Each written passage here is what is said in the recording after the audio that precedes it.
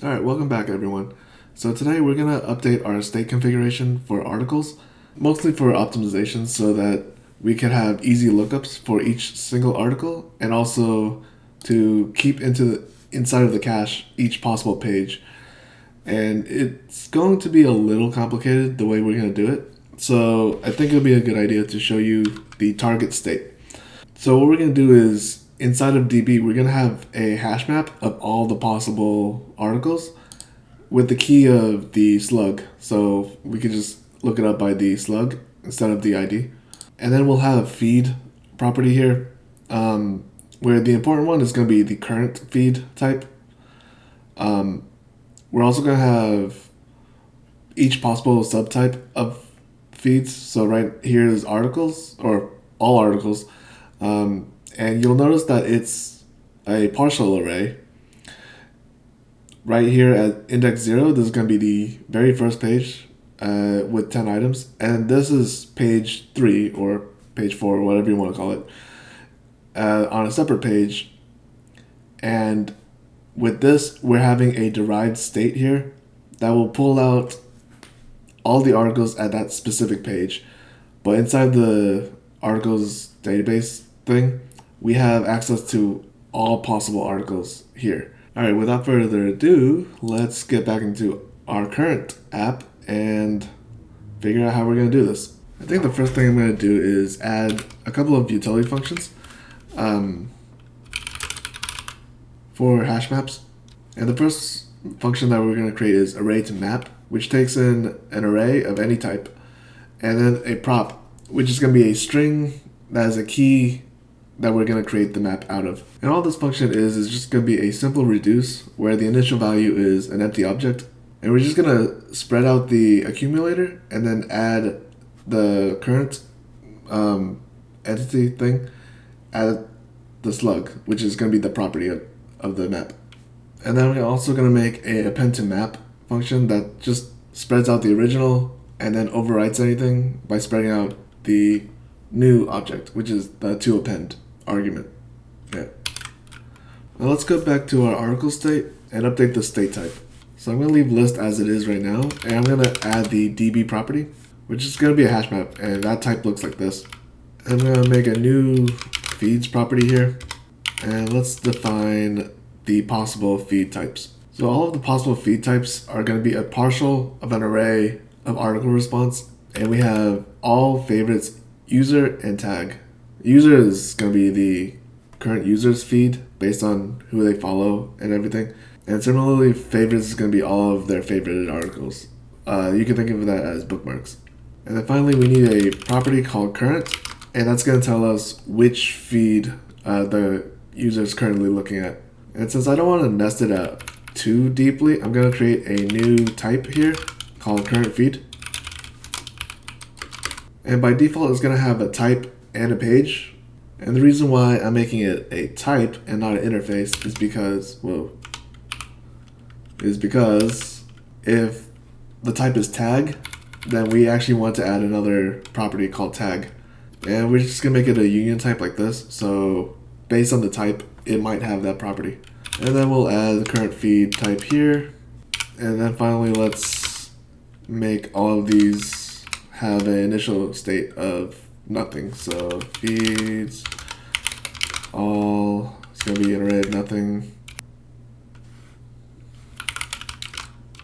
Well, these should be two-dimensional arrays.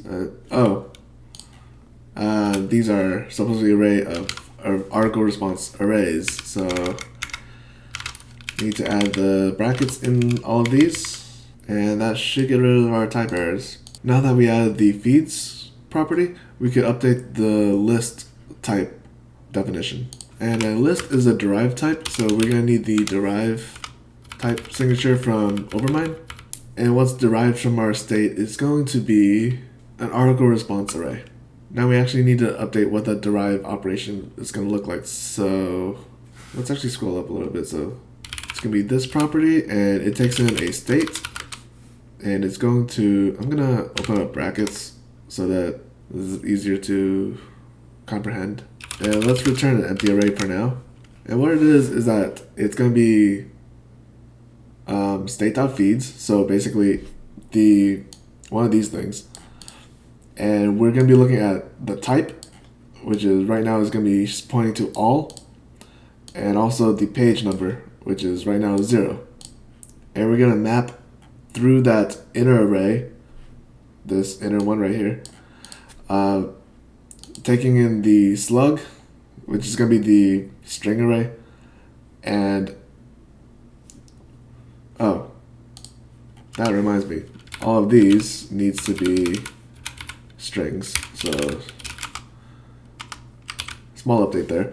So it's going to map over each slug, which is going to be the property inside of the array, and then turn it into the array response that's being held in the database. All right, now we have to update this a little bit just to make sure that these are the correct things. So I'm gonna do some destructuring just so this is a little easier to read. So we want type and page from state.feeds.currents, and we'll do an if here. Object is possibly undefined. Page is a number, type is one of these.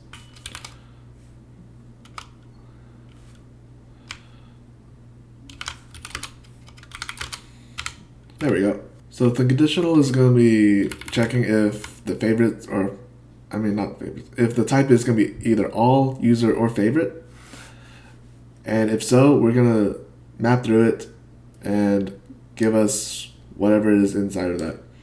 We also need tags, so I'm gonna add that here,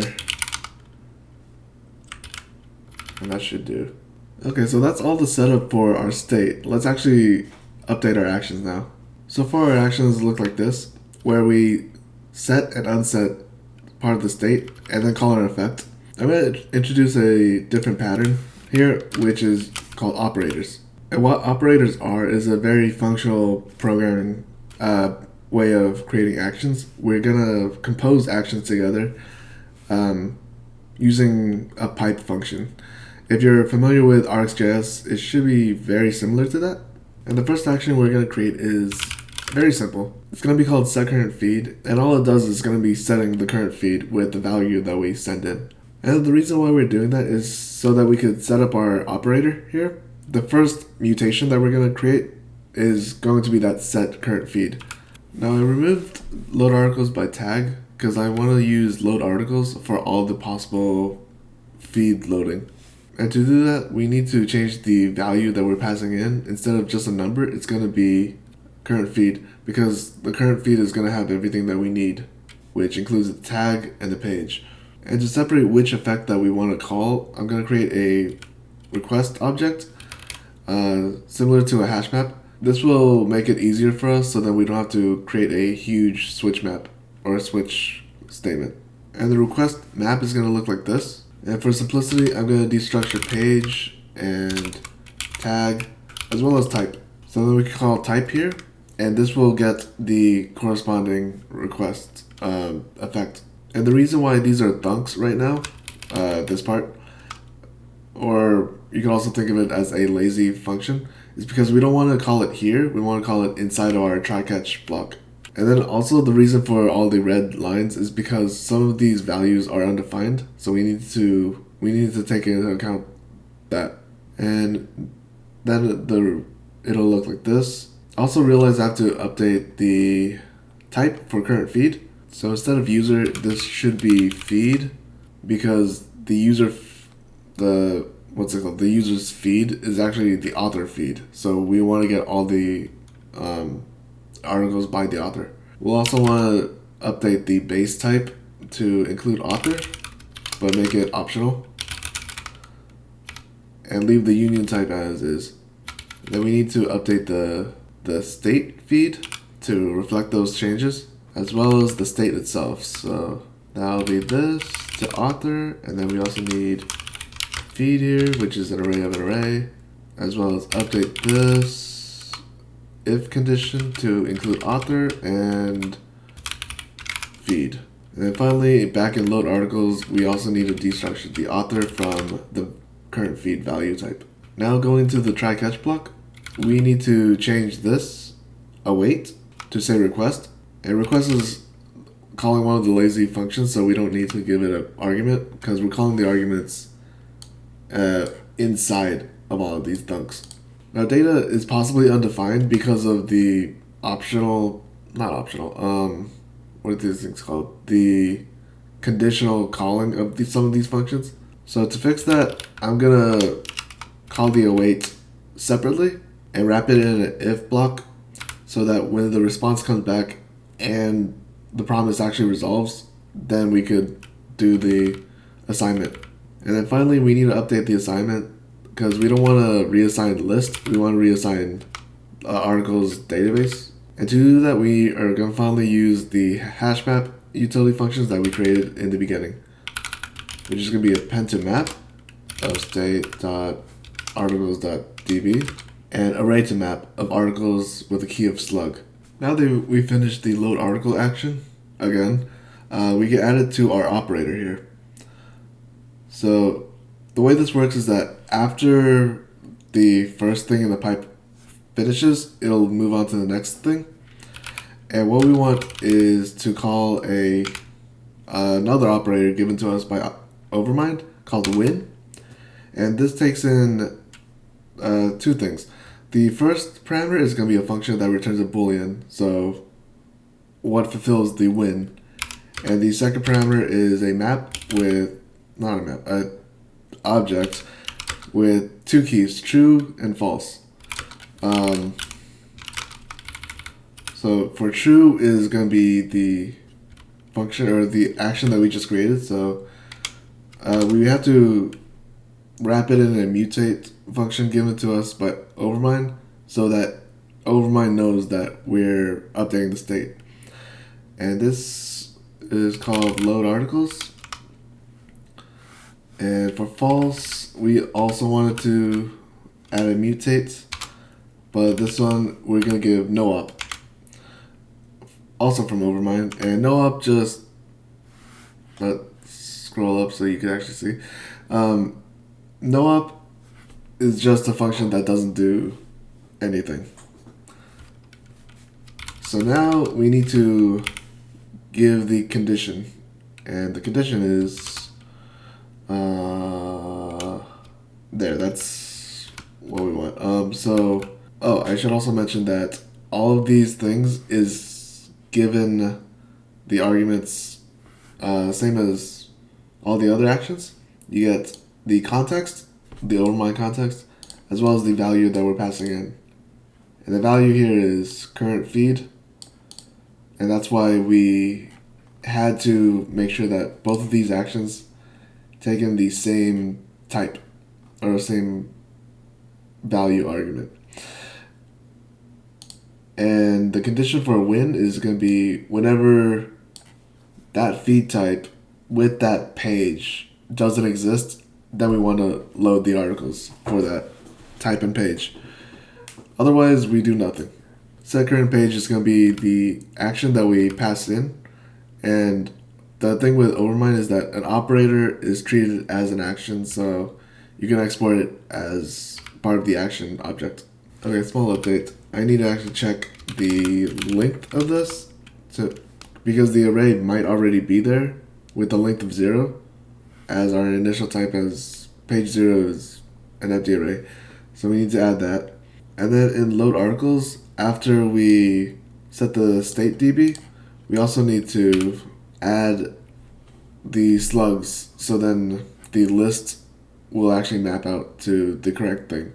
Alright, I know this is a lot, and it is a bit confusing, but what we've accomplished right now is that we moved all the state application logic out of React, so then React could just be concentrating on only the UI. And then state management is all completely handled outside by Overmind. So lucky for us, there's only one component that we need to update, and that would be the home component. These functions don't exist anymore, so we can get rid of them.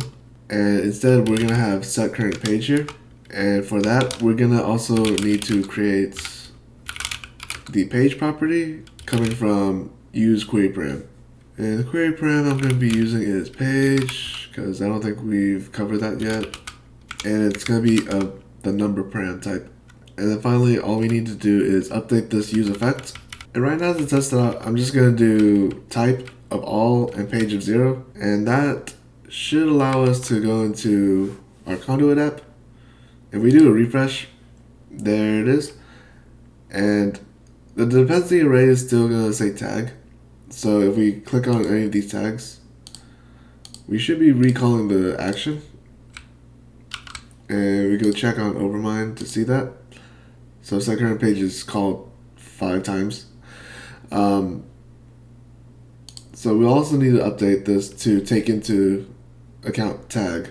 Alright, so the way we defined our types, this is not ideal, but we're going to send in an object argument with type tag if the tag exists, and then also sending in the tag as well at the very end.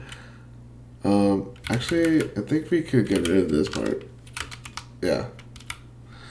And then second page is also, or the other argument is the same as it is.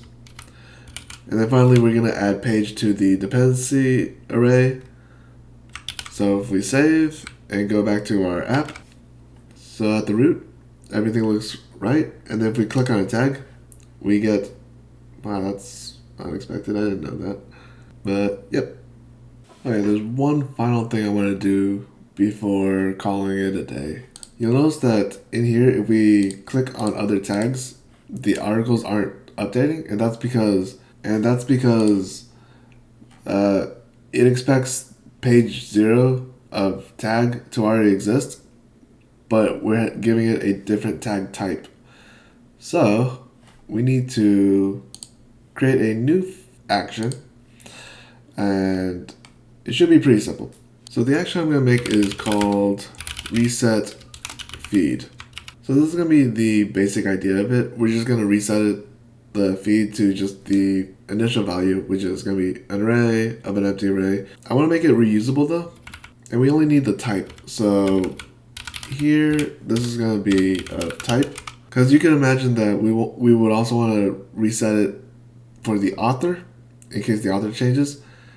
And then when the user logs out, we want to reset the feed so then if another user logs in, they'll get their own feed and not the previous user. So I'm going to add another when block here in the pipeline. Let's do the conditions first because it makes more sense. So inside this when block, we're just going to do a check for if the tag doesn't equal to the tag that's already in the state. And then the true and false is going to be mutate if it's true, and false is not, wait, is that right? The current tag is equal to the next tag, then let's check this. Reset, I know what we need to do. We want to call this before it mutates. So we want to reset before we set the current feed. And then there we go. That's still correct. Yep.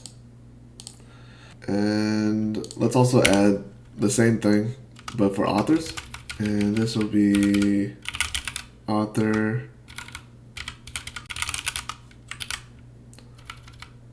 And I think that's good. All right.